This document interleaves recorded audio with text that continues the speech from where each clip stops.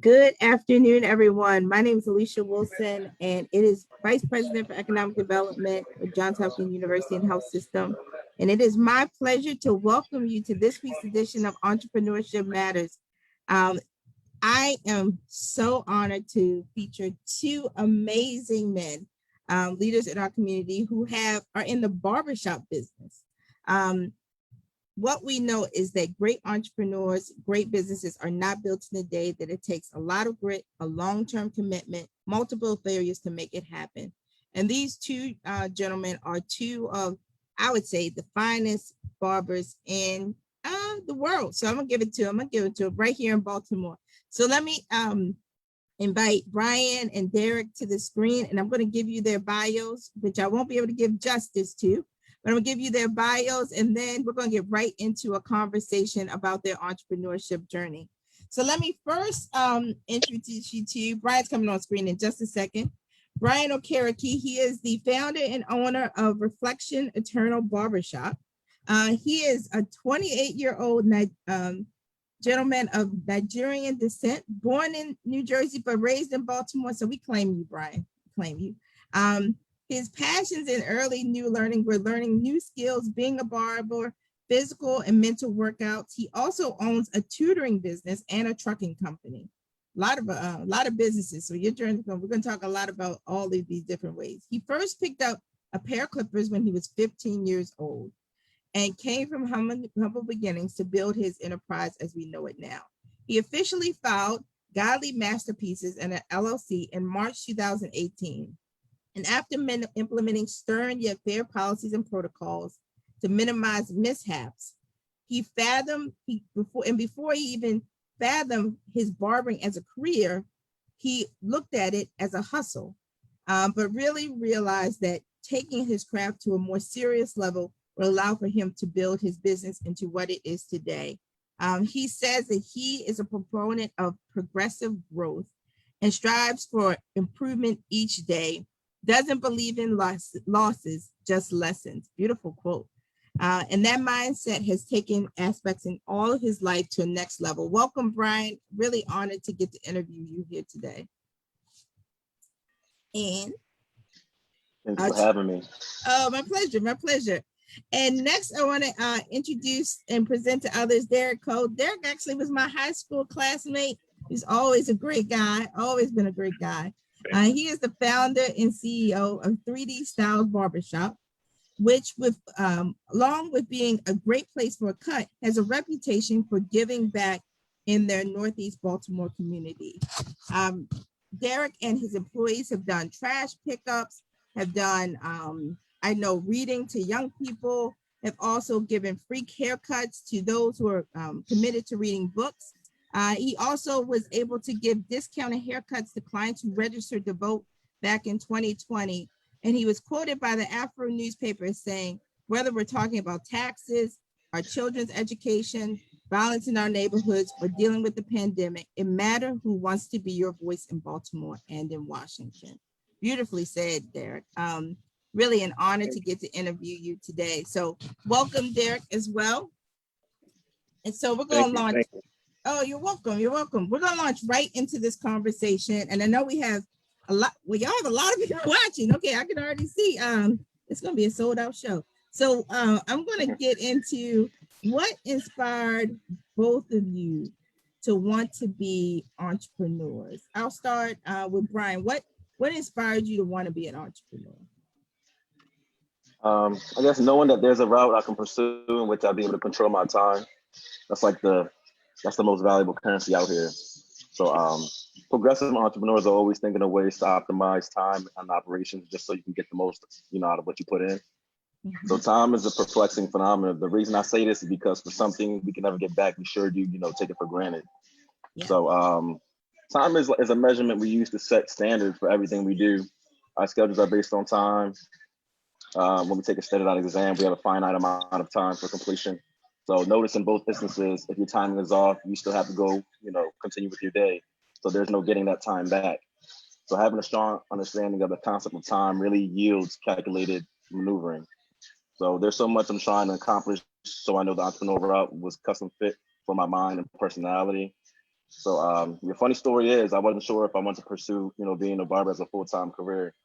I always have people tell me that, what I'm doing wasn't the best decision. But honestly, this is probably one of the best decisions I ever made in my life. No, I love how you just Yeah. talked about time and how this being an entrepreneur allow for you to choose how to spend your time, which is the most valuable commodity you can have. I beautifully stated. How about you, Darrick? Darrick's on the move. Don't worry. Don't worry. Darrick is No, fully participating. Don't worry. He's on the move. Don't worry. But Darrick, tell me, why did you choose to be an entrepreneur? Because what was your trade at Mervo? electronics. Electronics. Okay. Yes, I chose to be an entrepreneur basically for some of the same reason as the other gentleman. It's because I didn't like being tied down to one spot. Yeah. I like having more control over my day, things like that. And owning your own business, even though it's a lot of work, you're more in control of pretty much your future, more in control of how much money you make, things like that. I didn't like the fact that I didn't like to be told pretty much what to do. Pretty much. I don't like if someone tells me I have to be there 9 to 5, I just don't like that. I like to be able to work at 11 to 7, maybe 11 to 2. I just like to be able to do pretty much what I want to do with my time because we don't get it back. Yep. No, I think so much of what you both said probably resonates with people who are thinking that resonates with me. That's how I want to live my life. I think that's helpful. And so this question already came in. Let me tell folks, you can fully participate. I already see the questions coming in from Facebook. Of course, put them in the chat, put those questions in the Zoom chat. You also can text your questions in for those of you who are listening on the phone, 22333, and then type JHUWL in the message. But this question already came in, which is, both of you are talented artists, right? You're barbers, but what you do is part art. And people choose you because of how good you are. What was it about barbering that drew you to it? So Darrick, tell me about that, and then Bryan. I'm sorry, you went out for a second. What No, I is it said about? what drew you to barbering? Me, I started cutting hair when I was like 12. It was more so the fact that I wanted to get my hair cut every week and my mom couldn't afford it. So I said, well, buy me the clippers and I'll cut my own hair. 22 years later, I own my own shop and I cut everyone's hair. It's pretty funny. So you wanted to be fresh every day. And so you get the clippers every day. and then you figure out and you the have funny story is my senior year of high school, I actually got in trouble for cutting hair during my gym class underneath the gym. So my whole gym class, I stopped going, kids, don't you go to class. I just decided to cut hair underneath the gym instead of going to gym.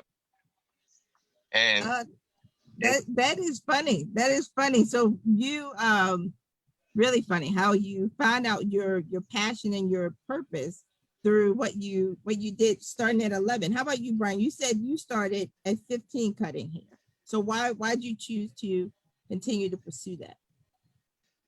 I guess how it started was, it's a little bit of a similar story. My parents were always real busy, providing for the family, so I couldn't always, go to the barbershop because, the barbershop wasn't necessarily close to where we lived. So it was like, all right, let me see what this is about. Because you see the creation that these barbers would do, 30, 45 minutes, however long it takes for them to cut, is like, you go from like, I'm gonna stay in the house, and then like after you get your haircut, it's like, oh, where we at tonight? You know what I mean? So it's like, just instilling that type of confidence it's a good feeling. You know what I mean? Because as totally barbers, agree. we're more than just artists too. Like, we're also therapists. Like, Oh yeah. Our clients talk to us about their problems. We try to give them solutions. You know what I mean? In the most unbiased way. It's just the freedom, just it's just perfect. You can just set up your life the way you want your life to be set up, essentially. Yep, Yeah. yep. To No, meet all different type of people. Yes. yeah, no, The network, the networking is crazy with being a barber. You just never know what's going to be in your chair. You just never no, know. it's so true. I remember my dad's barber, Mr. Shorty, used to have a place down in used to be up on Urban Shopping Center, used to be down there, but there was something magical about that place. Girls were not allowed, but every so often I had to go in there. But no, it is a place of therapy and convening. So let me ask you this. So how did you start your business? So Darrick, you said you were Okay. under the steps during gym, you cut people's hair. You could have continued in sort of an informal fashion, but how did you go from that to starting literally the brick and mortar, the business that you have? What were the steps you went through? Well, Okay. for myself, I started calling around barber schools my senior year in high school, pricing to see how much they would cost, how much it costs to attend the school, and they were just way out of my price range. So what I did was I called a couple barbershops and asked, did they do apprenticeship program? And then I found a shop that did apprenticeship program, and I've been there since I was 17. Wow. I actually bought the shop that I started in. So Wow. I have a little Wow, that's a testimony. huge story. That's a Yeah, a little beautiful story. testimony. Who was the barber? Who was the barber that gave Frank you the Wilson. apprenticeship? Frank Wilson at the Detailer Barbershop. He was the one that actually gave me my shot, believed in me. And after 17 years, I purchased it from him. So for the last 5 years, I've, changed the name from the Detailer Barbershop to 3D Styles. So I've been the owner for the last 5 years. It's a beautiful, beautiful, beautiful story.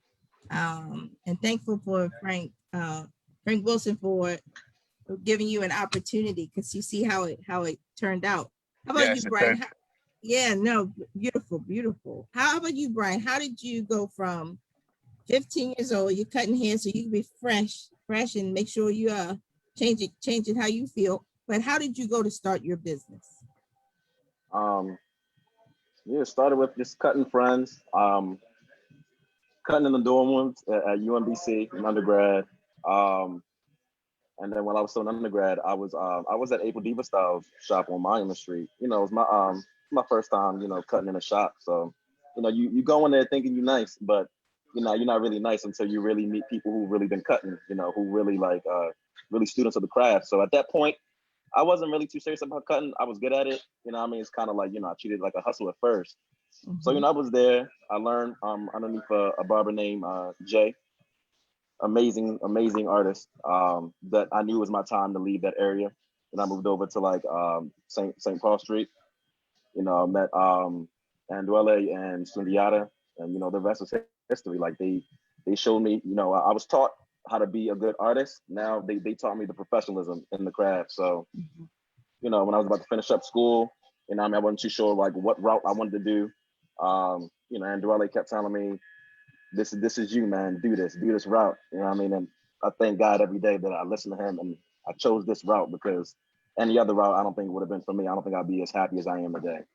So just continue to just be a student of my craft. I'm always looking at videos on how to cut all types of hair, different textures. I can cut straight hair, curly hair, whatever. Just getting better with designs. You get better, by practicing, by doing it. So I wasn't always as good as I was now. Like if you look on my page, I'm pretty good at designs, but it wasn't always like that. We posted y'all pictures so people know what y'all can do. So just taking it seriously, just being very structured, setting policies and rules for myself. Just controlling how much I want to make, essentially. So, first it starts with the skill, then it starts with the efficiency. So, at first, it might take me 50, 45 minutes to cut, but now I give everybody 30-minute slots, but it doesn't take me a full 30 minutes to cut hair. It takes me probably 20 minutes. You know what I mean? So if they're a little late, that's cool. But my clients know my policy if they're more than 15 minutes late. You know what I mean? So I'm fair. You know what I mean? They call me, let me know something happened. I understand. We're human beings. So so that's really how it happened. Just taking it more seriously. Just treating it as a career, not a hustle. Absolutely, absolutely. And I want to get into a question, and this has been posed, and I know we have a lot of young people on watching today in particular. And this question around mentorship. Both of you mentioned Jay, you mentioned Frank there. So what has been the role of mentorship in your entrepreneurship journey? And can you, this question was specifically posed is, if someone is out there looking for a mentor, trying to be mentored, what is your advice for them at this point of how to find a Frank, how to find a Jay, how to find a Darrick, how to find a Bryan, how to get a mentor? So Darrick, what would you say? To me, I would say like finding a mentor is all about like feeling. You know, you have to have a certain vibe with the person, or you know, it won't work. Plus, I strongly believe trust in God. Mm-hmm, God is going to put the people in front of you that needs to be in front of you. mm-hmm, So you have, even if you find the person who you think is a mentor, and it just so happens not to go the way you want it, it's not a bad thing. It's a great thing, because now you see this is not what you wanted. This person could have been leading you down that path. So mm-hmm, me, if I would say trust in God more so, mm-hmm. God and your gut for real.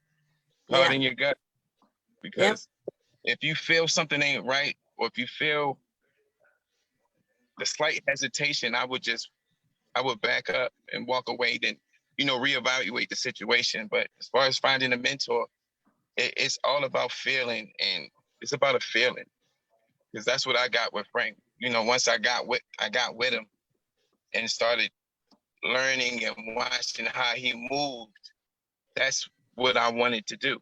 You more so, it's not off words, but off action. Mm-hmm.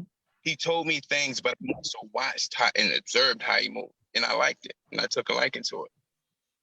It's a very good point, right? So most people say, how you pick a mentor? You're right. You observe who you want to move like, who is emulating not just the words, but what you stood. Great gems you just gave. How about you, Bryan? What's your advice to, we have young people watching, someone saying, I want to be like Bryan, I want to be like Darrick. What's your advice for them on how to gain a mentor in the profession? Probably most likely just I guess looking at character. I feel like as human beings we know what's good character and bad character. So just just being around people, or someone that you want to emulate, you would want to be like, so same thing, like you have to put your faith in God. Like you just it's important you see people, you can see people for who they really are and if they're genuine or not. And so like once you make that decision, once you get that concept down, or that mentality down, I feel like it's a lot easier now to choose like who you want, to be like. So I know for me it was Andwell and Sundiata at Reflection Eternal. So they helped me with the professionalism as far as like how I move and stuff. So they're the ones that guided me in that aspect. Yeah, absolutely. Now, someone posed this question in the chat, and wanted to know, like, you both got started, right? You were apprentices, you started in shop, but what were some of the challenges you had when you got started? And did you get deterred at all? Was anything, there were the moments when you said, this is discouraging. Yeah. I don't know what I'm gonna do with this. Yeah. How did you do that? How, Darrick? For me, it was in the beginning when no one wants to, you're the new guy in the shop. So pretty much people have to see you cut, and you're sitting there and the walk-in comes in. Oh, he opened. Nah, I'll wait for him.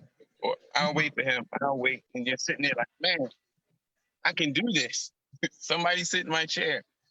You just, it's the dry, slow days that you just have to grind through, because it's hard to get someone to trust you to cut their hair, because the difference between a good haircut and a bad haircut is 3 weeks and a hat. I had for 3 weeks, so it's the trust aspect. You need to get, but just sitting in the shop, long hours. You might be in there 8 hours and cut one person hair all day.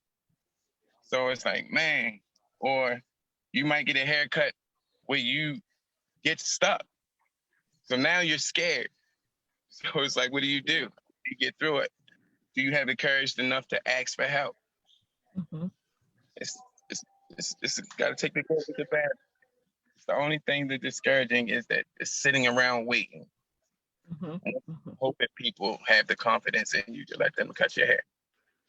It's a beautiful. I think that's a great statement to make, because as someone who does not get their hair cut, that goes to a hairdresser, I did not think about the most discouraging part was when that chair is empty and you're waiting for that next customer and someone to believe that you have the ability to perform the service that they want.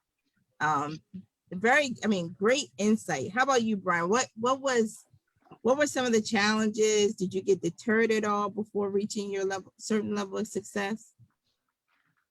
Yeah, just yeah. So I guess just like not in the beginning, maybe not being completely confident in your skills, like those long, like not being able to, I guess, cut as many people as you want to. So like Darrick had alluded to, like sometimes, finish off for like 8-10 hours and only cut a few people. Like that happens, but it's okay. So you just have to stay at it. Like if you stay at it for long enough, you definitely reap the, the benefits and all the fruits. Yeah, just, sometimes, people just don't see your vision. You know what I mean? Like people just don't understand what you're trying to do. So like, just talking heads, just be like, oh, you shouldn't do that, you should do this. But, just knowing, your purpose and goal will definitely help guide you in any decision making, honestly. So yeah, just staying true and just having a structure. Having a structure, like now, like when I'm in a shop, like there's really no idle time, and that's the way I like it. You know what I mean? So like if I have like a morning session, might cut from like 9 to 12, give myself a 2-hour break, then come back maybe the last like 4 hours. So just having structure is very important. That's really helpful. And you both alluded to this about now. I know this. I think people who are watching may know this.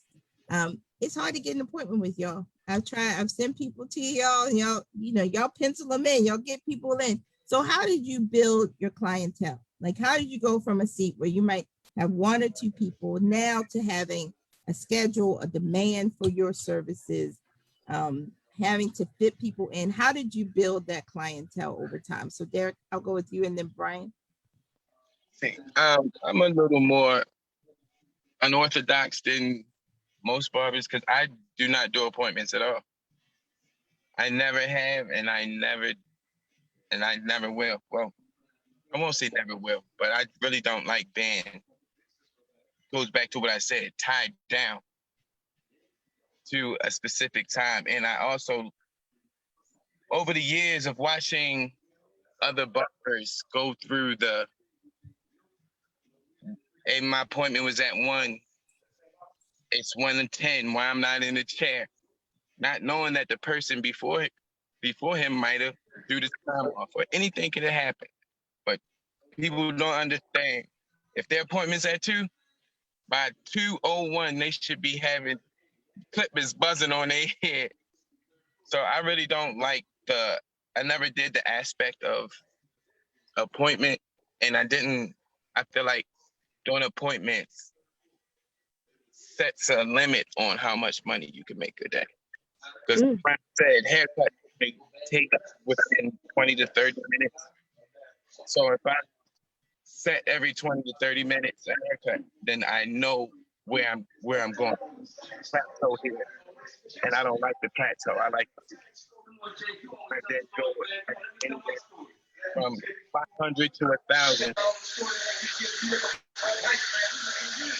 Might be a time that you have an appointment at 5 o'clock.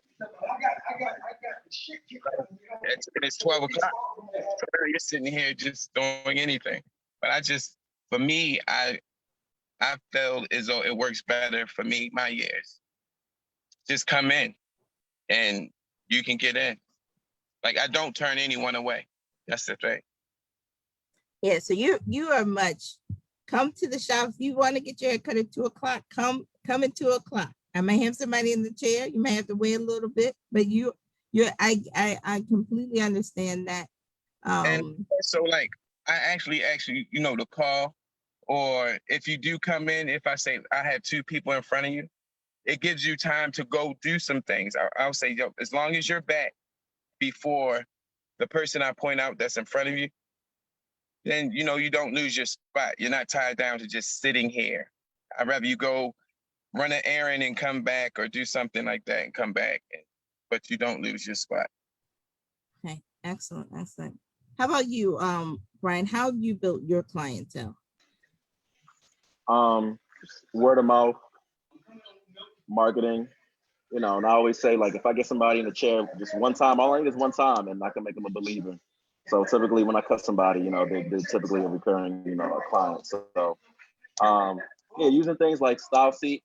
I think that's like the most popular, I guess, like beauty app out there. It's the only reason why I use it, because I know it's the most popular one. So, a lot of times I get like a lot of like travel nurses and stuff. How'd you hear about me? They're like, they went on Style Seat. Yeah, so that's definitely helpful. So Style Seat's kind of like it's like a personal secretary. What'd you say? So it's called Style Seat? Yeah, Style Seat, SEAT, Style Seat. So it's like a book seat, the cut. Yeah, there's a lot of apps, but I use Style Seat just because it's the most popular one. Yeah. So they can go right on there. So on my Instagram, there's like a book now button. Click the button, and you see all the available slots. And Style Seat's kind of cool too, because it's like there are certain times that are more popular. So maybe like typically in the evenings after work. So what Style Seat does is they actually like increase the price for that slot, just because it's in high demand. So it's like economics, supply and demand. Oh, so it's like an Uber. It's like an Uber for stylists. Because there could be a surge based on the timing. Yeah. Exactly. Oh, wow. Yeah. Wow. It's cool. So like I actually started using that the beginning of the year. So that's probably one of the best decisions I made too, just because like writing it down manually was it was okay. It got annoying because if I'm trying to create, I'm kind of a perfectionist, so I'm trying to create this masterpiece. And it's like, people call me, oh, what time you got? You got 3? I gotta look at my schedule. No, I don't got 3. And then it's be going back and forth, and it's like it's a little too much sometimes, you know what I mean? So I like to just focus on like what's in front of me. So that's the reason why I implemented that. So with the whole year, so, sometimes I might run late. Person before them, you don't know what happened with the person before them. They might have came late or whatever. You know what I mean? But I always find a way to typically catch up, because like I said, like if people get 30-minute slots, but it doesn't take a full 30 minutes to cut the hair, so I can always catch up. Like, I kind of have to set those parameters for myself, just because like I'm involved in other things. I have you know what I mean? So it's like, if I'm like, I'm out the shop by 6:30, I'm out the shop by 6:30. You know what I mean? If somebody wants to get a cut after that, they understand that they're gonna have to pay a premium for that. No, that's really helpful. And I think just told me about some of the Style Seat. I'm not leaving my hairdresser, but nice to know about these apps. So let me ask you this. This question came in. You just I'm going to build off of what you just said. I'll go to Darrick first. Someone said, Alicia mentioned at the beginning of the show that you all are involved in community outreach, that is also part of who you are as entrepreneurs. Can you elaborate more on the things you do in the community? So Darrick, can you talk a little bit more about that? And then Bryan, love to hear more about your work as well. Darrick? If you're talking to me, I can't hear you. Oh, can you hear me now? So Darrick, I was asking. There we go. Okay. So at the beginning of the show, people heard me mention your community outreach initiatives and the things you do. They want to know if you can elaborate a little bit more on the things you do in the community. Okay, well, I've done a couple of things. As you said, I've done the voters registration, free haircuts, the voters registration. I've done food drives, back to school book bag drives.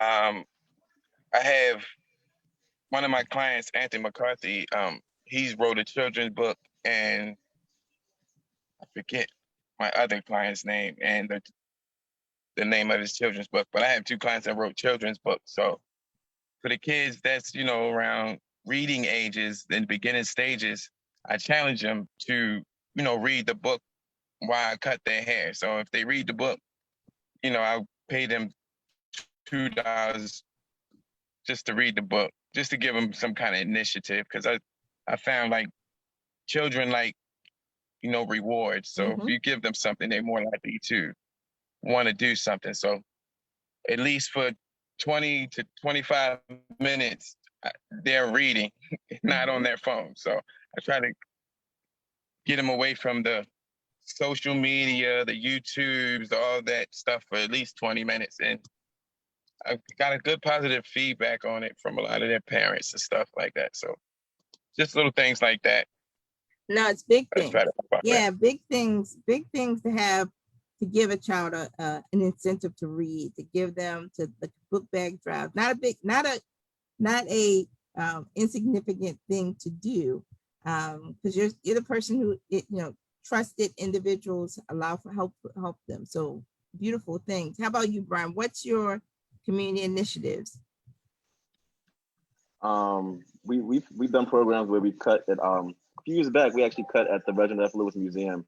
So we were cutting a whole bunch. It was a whole like segment where as though there was like cosmetologists. There was people all in the beauty industry. So a lot of the guys came to us. We just gave them free cuts for like it's like a 7-hour span. That was real nice too. Just because like they might not always get the opportunity to get cut by I guess skilled barbers. So also I do tutoring. So the thing is I have a tutoring business, but I also have a lot of like kid clients, and I let them know if they ever need help with their mathematics, because I went to school for math, just to text me. Some of them have actually followed up on that. Just being able to, assist them in that always feels good. So Yeah. Yeah. No, and I forgot you went to UMBC. I'm a UMBC retriever too. So being a math major at UMBC, that's heavy. That is really heavy. So let me ask you this question, which is, folks wanted me to ask this, which is, what stops both of you from playing the comparison game? Right? There are many different barbers out there. Right? You could get into the comparison game. What stops you from doing such in your profession? So Darrick and then Bryan. One, because I totally believe in my ability. So if I believe in myself, it's nothing no one else can do. Mm-hmm. Two, because it's enough hair to be cut everywhere. I can't cut everyone's hair. It's not enough time in the day. So I would rather someone else, it's no point of hating on someone in our craft. The only way we can all get better is if we network. Iron only sharpens iron. So it's no hate from you. You will never get hate from me, from another barber, because I was once the barber who didn't have a bunch of clients. I was once the barber who wasn't good. I know the struggle. So it's no need to compare, because McDonald's don't make any bad commercials about Burger King, and they be right across the street from each other. Exxon, the BP gas stations be right across the street. No stones being thrown. So why can't us barbershops be directly across the street with no stones being turned? Everybody's making money. It's a beautiful, you're so right. Yeah, they will build a Burger King right across from the McDonald's, and they don't waste time on the billboard talking about don't go over there. Well, right. They spend time talking about, one, you can't eat all the burgers. Yourself. Yeah, that's right. That's right. Beautifully brought out. How about you, Bryan? How do you stop from doing the comparison game? I just know, I can't be anybody else. I can only be the best version of myself. So with that being said, I just strive to be better every day. Really can't compare myself to anybody else, because you don't know what they've done or what they've been through. So, people are born every second.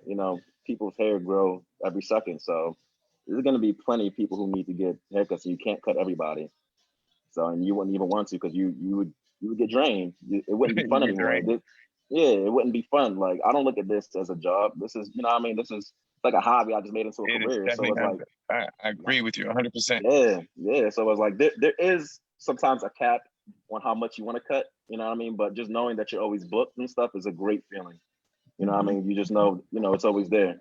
So you just, when I see it, I follow a lot about, most of the people I follow on IG are actually barbers, barbers all over the country. And like, some of them are very, very, very talented. So like, I like to try to, emulate what they do. If I see, they have a new technique, I'm gonna try it out, just, I want to keep getting better, because, I feel like I can always learn.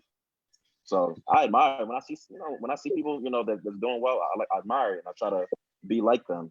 You know what I mean? If somebody, maybe needs improvement, like I would know how to, approach that, so that, Absolutely. To try to uplift their soul, to try to help them get better. You know what I mean? So it's all about, working together, because if we divide ourselves, it's kind of, that'll kind of make us stagnant. So I feel like right now barbers are highly valued, maybe the most valued ever. You know what I mean? So people really value, the way they look, and they value the conversation that they have with the barbers, just because a lot of times it's insightful. So you're so right, and I think COVID also, I think, elevated the role of the barber, the hairdresser, all of those roles. So tell me a little bit, how did COVID impact your business? How did it impact just sort of your growth trajectory and things? That's come in a couple of different times. What was the impact?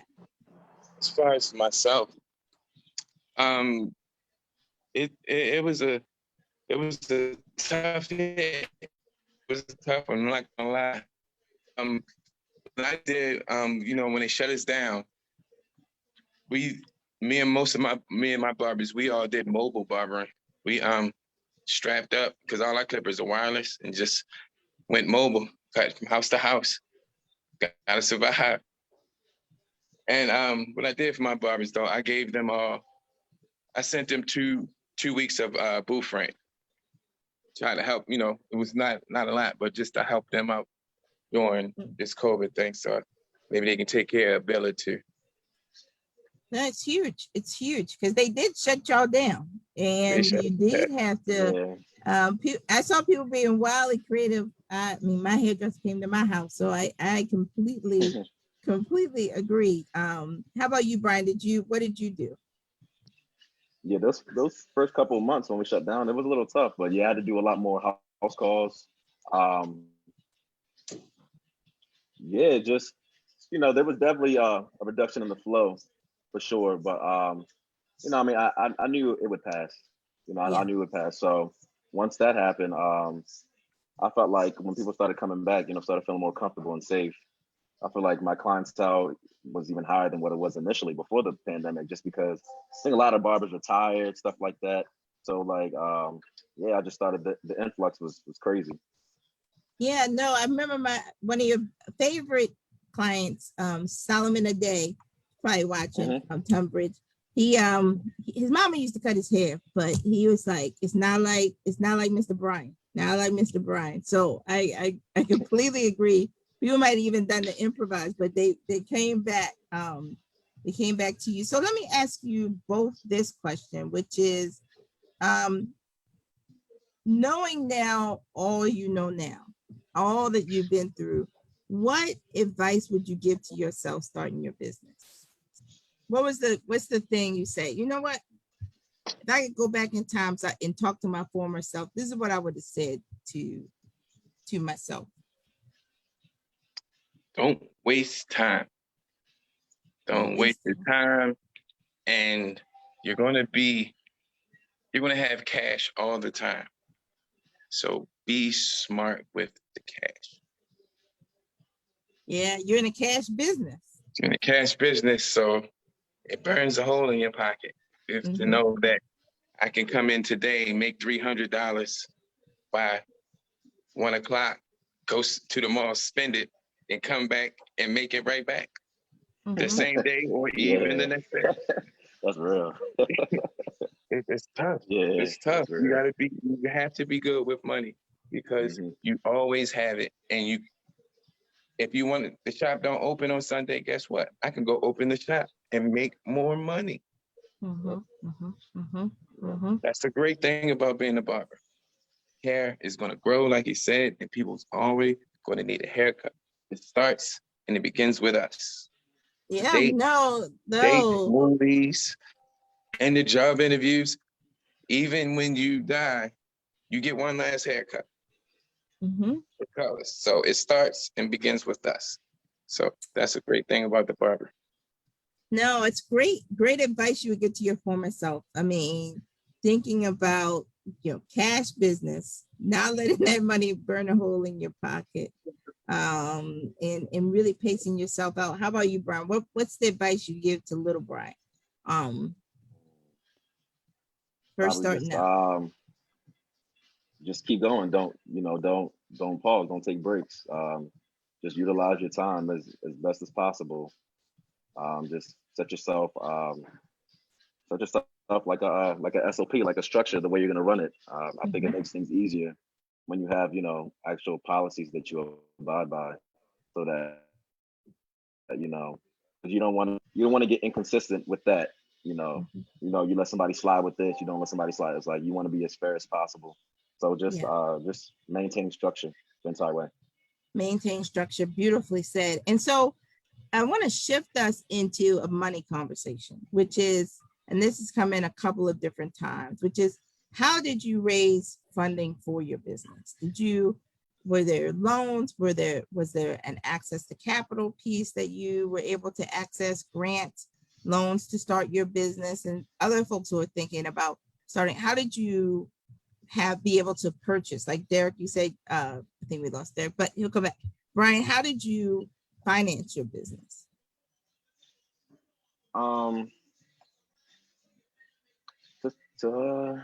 Probably just from saving, saving, like from like the house cuts and stuff like that. I've been pretty good with money managing, like since I was young. Just having Nigerian parents, like they kind of instill that in you like at an early age. So like I never had any problem saving. So just using those funds and just knowing that that the returns are much greater than what you put in. So yeah, there's so many entrepreneurs that have come on who have talked about utilizing their own savings, self-capitalizing the business. This one question came in, I think it came in on Facebook. What is an SOP? You know what that is? An SOP? Yeah. That's for me? Yes.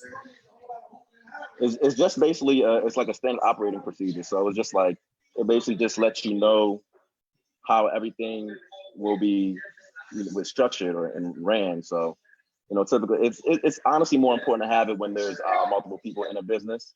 So you just kind of like allocating roles, so there's always an answer. You always have an answer for everything, like quickly. Yeah.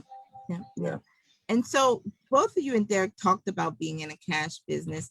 One person asked that is in a cash business, asked this was, because you're in a cash business, how have you been able to plan for future, like investing, retirement? How have you been able as an entrepreneur to think about, and have you gotten anybody to help you with those things?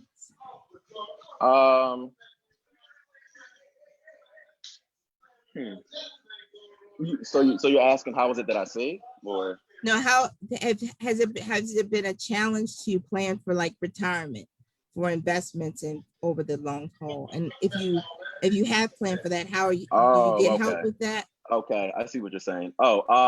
So even though I use StyleSeat, right, the app, I still write down my appointments manually just to have a record for myself.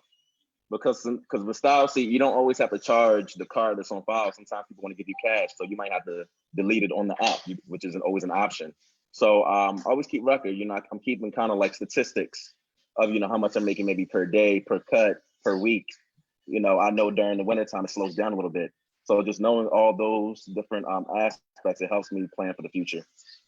That's excellent. So let me ask you this. Let me ask you this about your and I think I want to make sure we do have Oprah watching. So Darrick should come back in, but I'm gonna ask this question with Oprah watching, which is how can we support businesses like yours to thrive, right? You're on St. Paul, you're anchor in that community, anchor in the Baltimore community.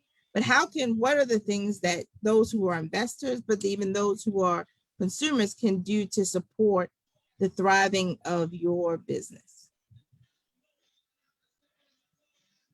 I guess by you know, by coming to any barber at Reflection Internal, like I can say this might be one of the only shops where I can say like each and every barber is actually very, very skilled. Because there's typically like one or two barbers at a shop that's like, might not, that's kind of limited in skills. Let me say that. So yeah, if you come to Reflection Internal, anybody, you're safe in anybody's chair. You don't have to really watch to see how You don't everybody's have to cutting. Like, worry. nah, you don't have to worry at all. So we're all master barbers here too, by the way. I think we're one of the only shops with all master barbers. So yeah, by doing that, we sell products here as well. So yeah. And you talked about your team. How many barbers do you have in your shop? So we have 4 master barbers and an apprentice. Excellent. So how did you go about attracting to yourself those master barbers? How did you go about building out the team or the infrastructure, the infrastructure, personnel infrastructure of the business? I guess it's kind of like we're all pretty similar here as far as like goals and values and stuff. So that makes it easier. So when everybody kind of has the same goal in mind, it makes it easier to work with people. So, everybody is all about getting better, growing. So it was no question everybody went for their master barber. Some of them have had it for over 20 years. So me and my co-worker Sundiata, we just got ours early in the year. So that was big for us. So one thing about the master barber license is that, and you can now have apprentices under you. So you can only have one, but starting Monday, there was a bill just passed. Starting Monday, you can have up to 3 apprentices under you now. So yeah, that's kind of huge for like the barber community. Like we're all really excited about that. So So will that mean you'll have back. two more barbers in your shop? So you can have up to 3 per master barber. So per master barber. Per master barber. Wow. Yep. So the one apprentice right now is underneath Sundiata. So I can have there's a young lady that actually wants to be my apprentice, but I'm waiting for her to finish a boot camp first. Because I would like to teach somebody who has some kind of experience, like, with clippers. Probably not from like a blank slate, but that's one thing about this generation, everything's on YouTube. So you can really teach yourself on like YouTube and stuff like that. Yeah, so I'm excited about that because that's gonna be one way I'm gonna be able to give back. Yeah, no, absolutely. Yeah. So this question came in, and I think it's a really good one, which is, I'm sure your apprentice cannot charge the same price that you charge. Yeah, so how do you navigate pricing? How you're rendering a service, but how do you navigate pricing? And I know there are a number of entrepreneurs that are sort of, you can go to a barber that charges $8, or you can go to a barber that charges $800. I'm sure. So how do you navigate the pricing issue from starting out versus becoming a master barber like you talked about? Okay, so yeah, the apprentice, he charges a little less than us, but not even too much less, honestly. He's skilled. He's just because he doesn't have a barber's license yet, that doesn't mean he's not a barber, you know what I mean? So he's working towards that. He's gonna get that, he's hungry. So as far as like the pricing with like all barbers, yeah, it's just important that barbers know their value. They know, what I mean? Don't think just because, if I drop my price $5-10, I'm gonna attract more people. No, because at the end of the day, it's quality over quantity. So you want the right kind of clientele with good vibes and all. Like you don't just want to cut anybody's hair just because and energy is transferable. So you want good positive people around you. There's been times when I've told clients, I don't want to cut them anymore. Just because like the energy was off and like just the attitude, it happens at times, you know what I mean? But I let them know in a polite way, So So No, it's I've heard from a lot of hairstylists and barbers, all money's not good money. So you are having to pick who will be your client. What this question is coming in a number of different ways. And so what is the most challenging part about being an entrepreneur? You talked about the great parts, like you're in a cash business, you can plan your schedule, you can do all those things. What's the challenge? What are some of the challenges that people may not appreciate about being an entrepreneur, especially in your field?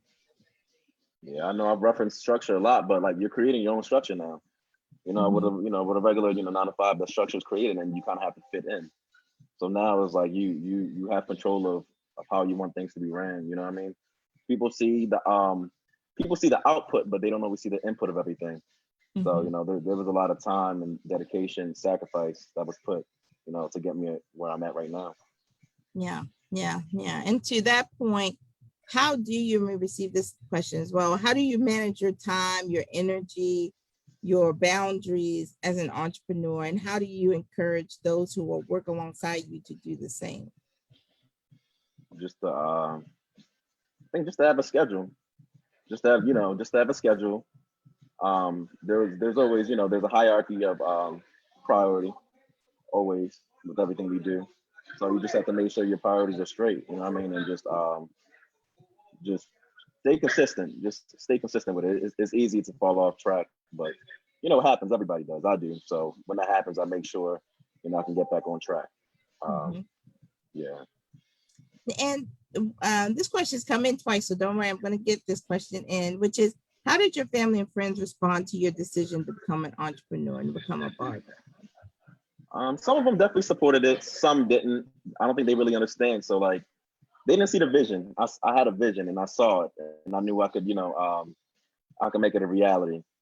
So yeah, just believe in yourself, just staying disciplined, being confident, consistent, just